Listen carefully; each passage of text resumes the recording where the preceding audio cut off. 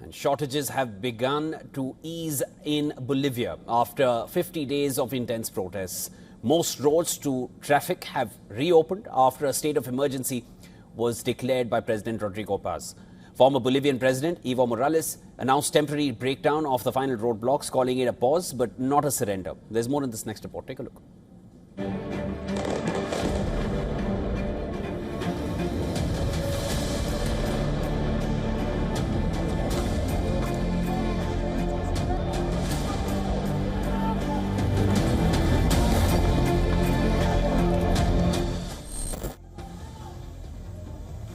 Since early May, Bolivia has been rocked by huge anti-government protests.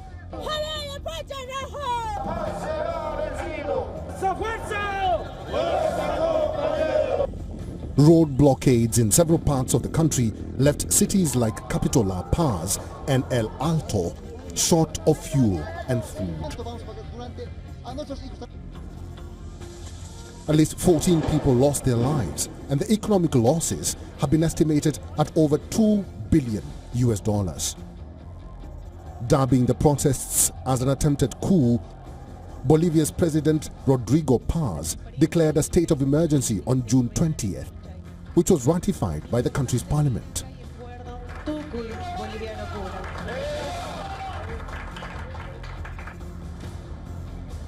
It was aimed at restoring transit and supply of essential goods. The military has now been deployed to clear blockades and prohibit people from blocking roads and highways. But clashes between military forces and demonstrators broke out on the highway connecting Cochabamba to the center of Bolivia. While the security personnel were seen firing tear gas, protesters allegedly threw explosives at them.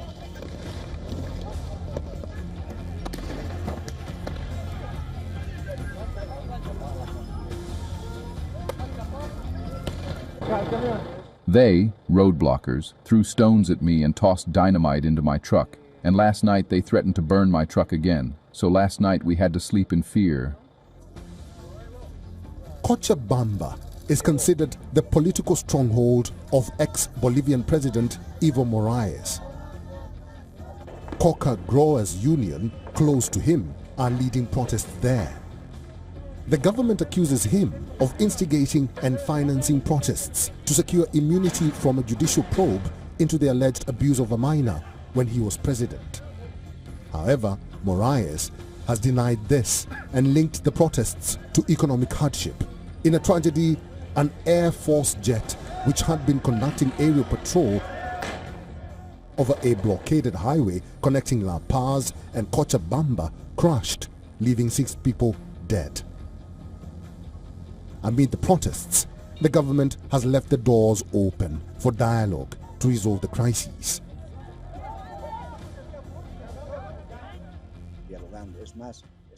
The doors are open to continue dialogue.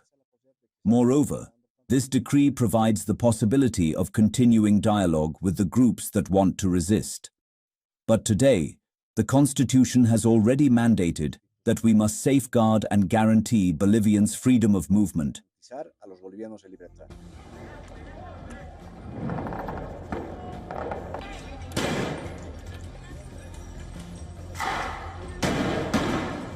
There is a ray of hope for the people. After successful negotiations with many protesters, while the emergency will last 90 days, the government has hinted that it could be lifted earlier if violence comes to an end. Bureau Report, WION, World is One.